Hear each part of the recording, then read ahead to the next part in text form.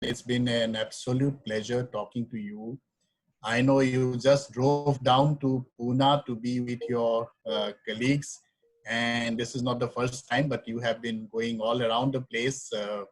So last 60 days has been quite crazy, isn't it?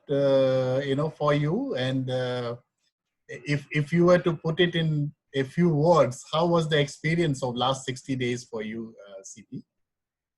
So, Prasenjit, to some extent, I would say that I started smelling it. The reason was that I was traveling to US between 1st and 10th of March. Yeah. And I did my travel from New York to Minneapolis, Minneapolis to Chicago, Chicago to uh, San Francisco, and I still distinctly remember on 2nd of March while I was in New York, somebody sent me a mail with photographs of Costco shelves being emptied. Now, to me, it was clearly a sign that we are now approaching an abnormal situation. Uh, on 5th of March, when I was in San Francisco, one of the clients and a CEO of that business, when he came to see me, he said his company has encouraged people to work from home, and he would have worked from home if it was not meeting for me. And I did call up my team back home and I said there are two parts. Number one is if we have to work at our location, and I was reminded of this, cloudburst over Mumbai in 2004, and I said, or 2005, sorry, it was 2005. The cloudburst, and I know that my teams had to stay within the premises for almost 5 days. Right. So Right. I did ask my management team that we have to prepare for that cloudburst. We may be in a situation where we may be not going home. So my reaction was not so much about working from home, if you notice. I understand. It was more about having enough toilets at the workplace. If we need to hire toilets, if people are not able to go, because in a normal workplace, you don't design it for 24/7. Everybody is staying back. I mean, there are not enough washroom facilities. So I'm just trying to tell you is that it wasn't like a absolute surprise that I land here and then Mr. Modi says on 15th of March, we will do a one-day lockdown, and then come 20th of March and everybody is locked out. Yeah. The second part is that it was very easy for us to configure ourselves, mainly because in a new normal or a war situation, Yeah. my own government was willing to listen to us. My customers were willing to listen to us. And in certain cases, the governments of my customer, for example, Australian government would not allow the data if it was not in 100% secure location Right. to be touched. Now it took a lot longer to convince the government of Australia. But the submission here is, when we were talking, is more to say employees were ready, technology was ready, the difficulties were more on their home environment to be ready. So I'll give you just an improvisations that you had to do. One very quickly realized that landlords are throwing out the paying guests. Now, what was an improvisation? We internally advertised, are there people who would take these singles at their homes, and we paired the willing hosts to willing individuals who were willing to stay at somebody's house. Right. Right? So I'm just saying it was an improvisation, but I can only tell you that there are some girls who have willingly gone and stayed with the families, and they've stayed for 70 days. Wow. So I am only trying to tell you is that and you know, this is where you realize the power of human engineering. That the first volunteers were 12 parents whose children are not living with them. And they are the ones who actually encourage. They said, listen, I have 2 extra bedrooms. I have 1 extra bedroom. I will make sure you get Wi-Fi. I know my children sometimes get up at 11 a.m. in the morning. I will not disturb you. You know, when you read those mails, then I realize the power of internal human strength and the power of people wanting to give. We underestimate. We just have to create the platform. You know, it is amazing you talk about the power of human interactions, and I'm going to come back to it towards the end. The fact that nothing prepared us for COVID-19, and in your own case, you went back to your experience of employees being forced to be within the organization, within the office, rather than the fact that India itself will be locked down for such a long period of time. You talked about the power of human relationships. And this is something we see routinely in the IT industry, where you have an organization created by founders who believe in human relationships, who have a lot of credibility. The organization grows in size. Very soon it becomes 10,000, 20,000, 30,000 kind of employees. And these human relationships get overtaken sometime by what is known as the supply chain management of human resources. And everything becomes like an algorithm where you have productivity at the center. Now for mega employers like your organization with so many employees, I would assume that creating a great workplace is probably very challenging. So as you see organizations grow, what would be the top 2 or 3 challenges? And the reason why I'm asking you this, CP, is there are hardly 5 organizations who are certified great workplaces in this category called mega employers, and with more than 50,000 employees. And you are one of them. So why is it so difficult for large organizations to become great workplaces? What's your take? So Prasenjit, thank you, and thank you for giving us the recognition. Thank you for realizing that being a great place to work when you are a 5,000 people company is probably a lot easier. But when you are 50,000, you still probably do manage well, but beyond 50,000, as we are 125,000 associates, present in 90 countries, 5 generations of workforce. And if there were not people like me, the average age would have been a little lower. And 100 nationalities. In large organizations, I think there are few things that I'm sure you have observed them more. But for Tech Mahindra, creating a great workplace and an engaged workforce is not a HR initiative. It is not a project manager program. It is a core business strategy. And I genuinely believe I have to live it every day.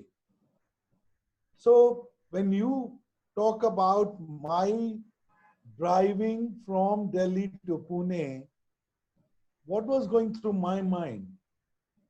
that the same team had not seen me for 60 days in person.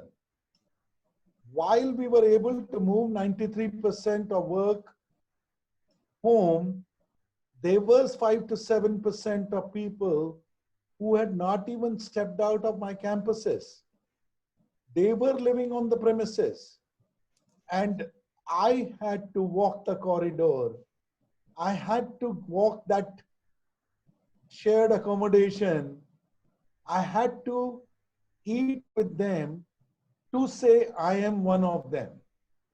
So I'm not trying to say that I could do it for 125,000, but please remember we are a digital world. That I am spending a month in Pune where I have majority, as you all know, that Pune and Hyderabad are two of my biggest centers. That I'm spending a month with my wife in Pune. Coincidental that Pune happens to be the headquarters of Tech Mahindra. It is also coincidental that yes, I do have a house here. But the fundamental fact is we live the talk. Number two, we are an agile structure. We will simplify workflows to demonstrate and show that we are a human-centric organization.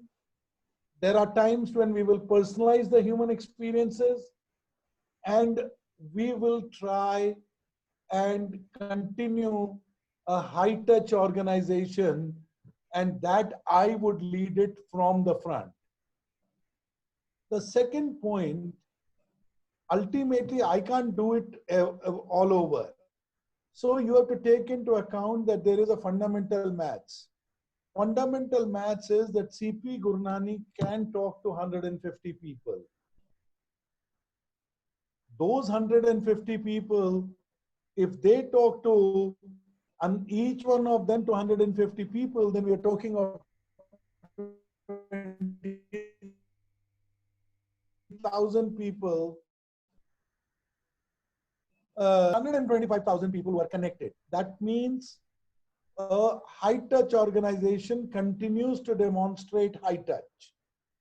The second part is the beautiful advantages of being a technology company and continuing to be technology driven.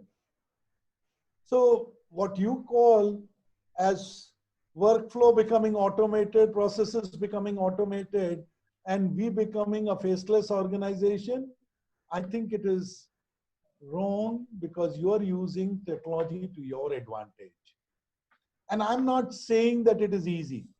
Trust me, in this Twitter world, you know, we work around the world.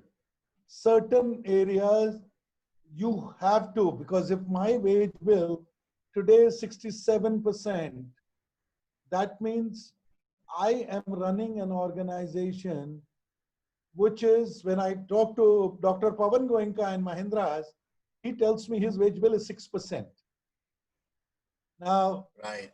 if there will be organizations where the wage bill would be 3%.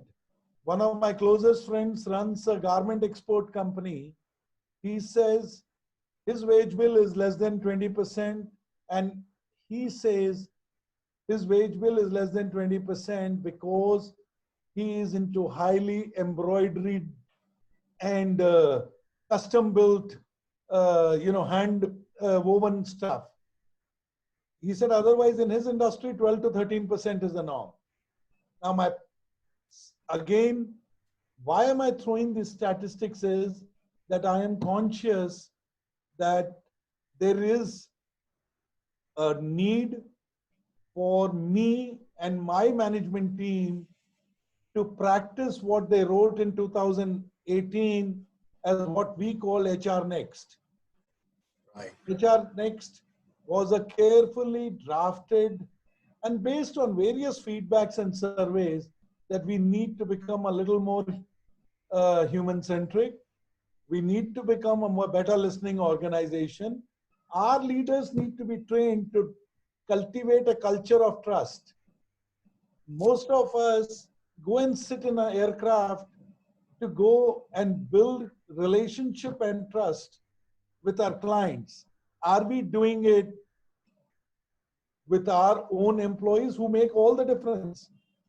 Because if I am not human engaged, if I am not recognizing that it is that talent which gives me the next meal or today's meal, that if I cannot demonstrate gratitude and if I cannot show fairness and equity, I mean, I'm missing out on getting a motivated workforce. So I think the problems could be Right. 20, but the solutions are a healthy mix of transparency, communication, living the talk, and doing it together. Again, giving you examples. I have a leadership team which every Sunday would go along with our community services. All these 11 weeks, my teams have been going into villages, far-flung villages, where the government business has not reached. That means the government social charity has not reached, but my team has reached. And these people do it with a passion. We enable them. We give them the platform. But that mindset of working together, standing together, and becoming taller because we are together towards the community or towards my customers, that we not only talk about humility, we not only talk about empathy, but we practice it. And I think it is various initiatives that we took in 2018 as part of our Tech and Next program has helped us win those 3 awards from you. And we can see that in the kind of employee responses that you have, and you have talked about a very interesting fact. If you look at, let us say, a very large oil and gas company, employee cost as a percentage of revenue is barely 3%, for them. And therefore, very often in the IT industry, we keep hearing about employee cost and issues like that. Now, in that context, what you are saying is creating an organization for a higher purpose, creating an organization for the community and all stakeholders, not just the shareholders. And you are saying that high tech is not going to replace high touch. High tech is going to enable high touch. And you have explained very nicely how if you keep cascading it, you are impacting 125 people directly, and they in turn, if they start impacting equal number of people, 1,25,000 people can get impacted by supervisors who have to be aligned. And in our research, we saw that there are 3 factors which are very important in a mega employer. Credibility of leaders is number 1. We call it 3 C's. The second is the perception that the organization really cares, that when it comes to the crunch, they are not going to say that all that matters is revenue per employee. So caring. And the third is you offer significant career opportunities for people. And in context of the business rationale for creating a great place to work, from 2018 or even before that, do you think great place to work, is it good for the brand, or are there tangible business impact that one can probably either perceive or even quantify? I mean, evidence has clearly shown that successful companies which have high levels of employee engagement, where employee values are aligned to the company's purpose and their own, engagement levels, means a more satisfied customer. It also means that you probably need lesser number of people because your people are engaged. Now, we all have seen that an engaged employee is a manifestation of what he or she believes are the growth chances, the responsibility, the learning, or the recognition, or a rotation. Because you have to remember that if I don't provide the rotation, somebody else is providing him or her a rotation. So as long as we understand their intrinsic needs, I think it is work well. And the two direct empirical solutions are, number one, a happy customer. My customer is the most important person. And if all of us, 125,000 people, become the brand ambassadors or the engaged employees, I think my battle is not only won, actually, I'm ready for any future, COVID or post COVID. The second part is that we all are human beings. I mean, whether we call it human centric approach, some people will write books, IQ, EQ, CQ. End of the day, people who work together collaborate better. The teams then relate to each other better. And if they relate to each other better, they produce better. So I am very, very convinced that my job on one end is to challenge. One end is, as a coach, at times be so demanding that they start saying, my legs are hurting. But as the same coach, I'm also a parent. And if I'm a parent, then I'll also make them feel good. And I've seen they very quickly forget, at least the people that I directly relate with, that how much I push them because of that recognition, because of understanding, that their own needs for rewards and recognition are synonymous with the growth responsibilities and rotation they get. I cannot only work on one part, which is reward. And why I keep bringing the word rotation here is we experimented. We experimented that a lot of our engineers used to join us and they wanted to leave because their parents would tell them, you will be good if you're engineer MBA. Why do you want to do MBA? Oh, I want to do sales, I want to do marketing, I want to do project management. Somebody will say, I want to do M&A. Somebody will say, I want to do corporate development. If I give you that opportunity, will you come and stay with us? So we started this scheme called AIMers. AIMers was high ambition, high achievers, but they were being picked up after 1 year of being a management trainee or an engineer trainee. And that scheme has worked well that I am now in AIM 5. Oh, wow. Right? Because that engineer now knows he's being rotated and he's being rewarded and he's being recognized. Because the first day was recognition that I have been chosen. Yeah. The second day was he felt rotated. The third day was that he felt rewarded. So I think it's worked very well. Same thing, and I'm sure when your team had visited us, they saw an automated, and again, I keep saying, I need digital and technology to help me. I cannot run 125,000 people, or my HR leaders or my business leaders cannot run 125,000 people company without technology helping them. Right. So Telexa is a platform, an AI-driven platform, which makes sure that every internal person knows that if he has to grow, he should respond to Telexa. And that Telexa is the one which is my talent management and experience management system. And it is AI driven. It is process driven. So they know we are being transparent.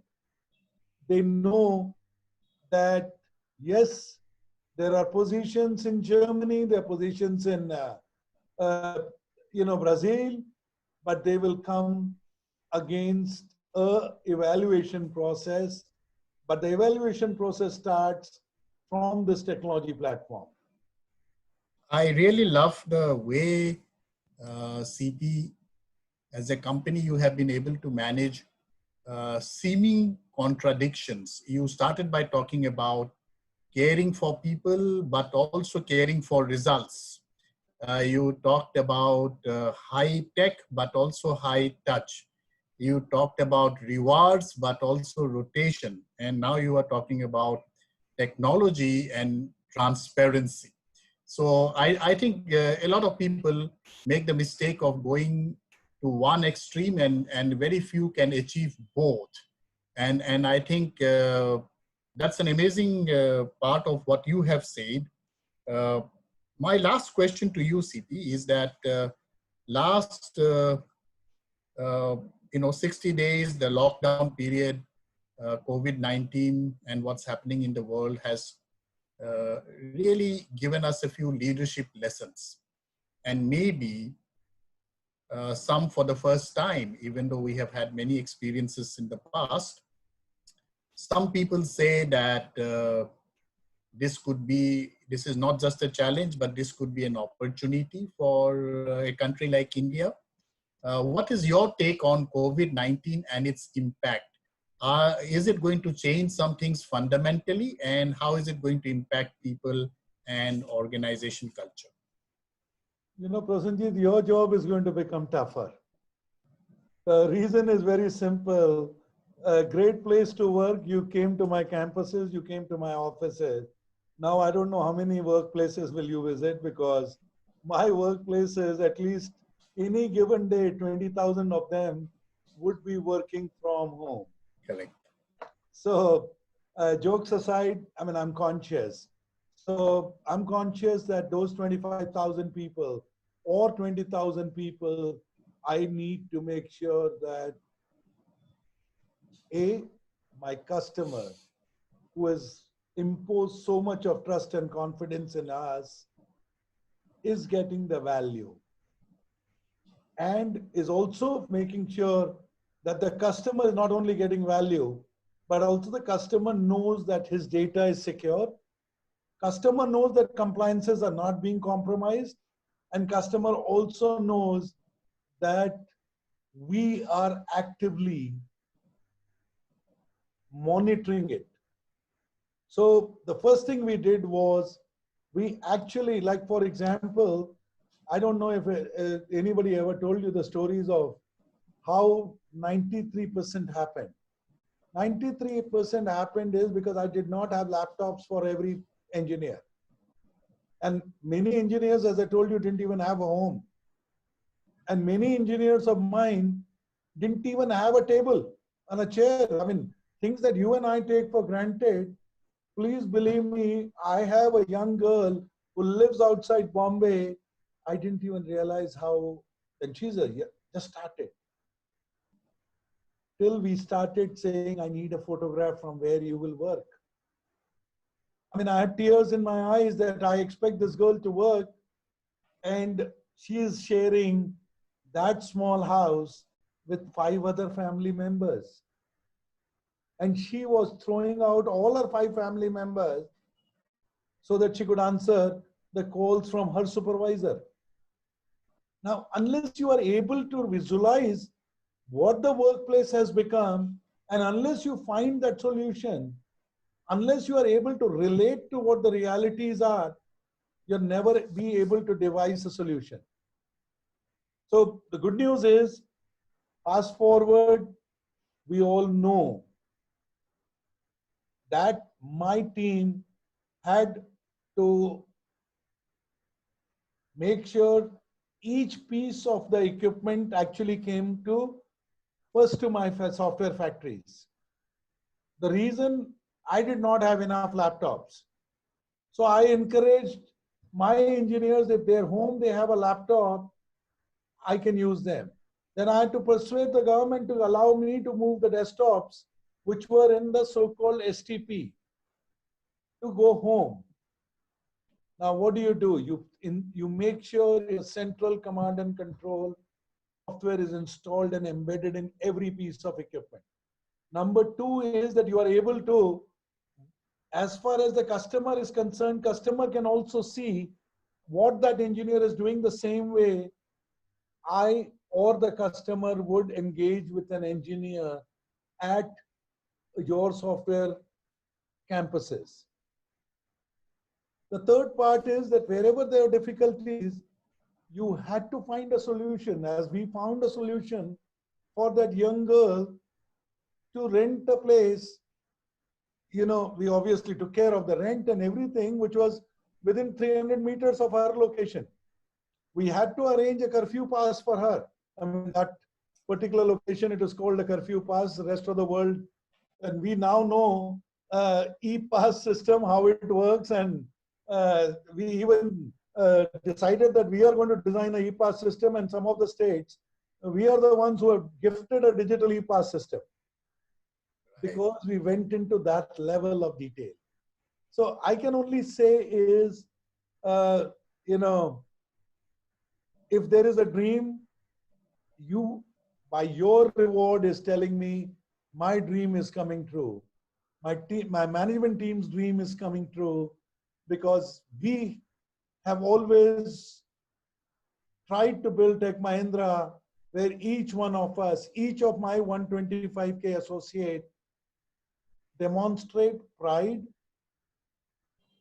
practice the RISE tenets, the core values, build trust with internally and externally, and more importantly, they all feel they own Tech Mahindra as much as I do.